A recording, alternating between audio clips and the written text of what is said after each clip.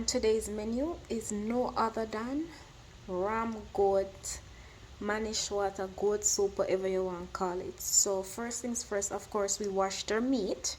Yes. So this is burnt goat foot, and this is the burnt goat meat. You see the ridges on it. It's the burnt goat meat. It's still a bit frozen, but don't worry about that. Stove, I have my pot boiling with water. I'm gonna add some salt, and then I'm gonna add my meat. Let's do this. So that's in the pot, and I'm going to cover it so it boils.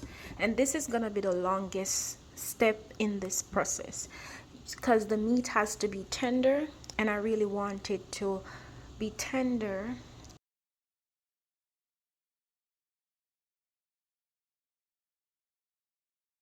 Leave that to boil. It's now 3:21, and like in the next 2 hours, I'm gonna still check on it, but in the next 2.5 hours it should be getting there. So see, it's boiling, so I'm gonna check on it, and I'll keep you guys posted on the process because for everybody is different.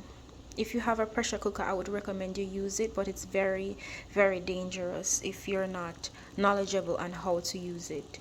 But it will really cook the meat faster, especially in times like this when you want it to be done fast, but slow and easy today. Oh, how about that?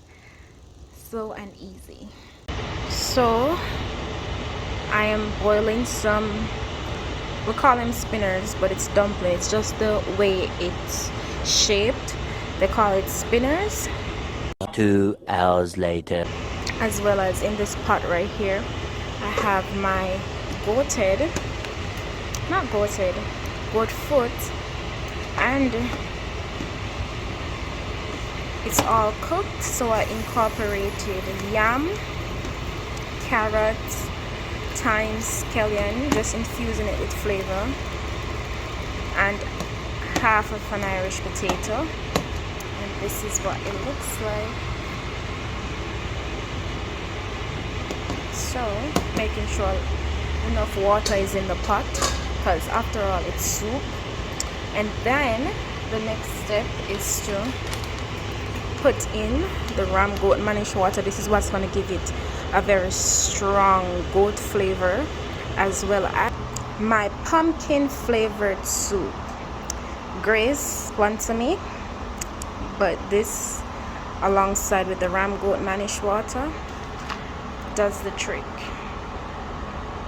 So that's going in the pot right now.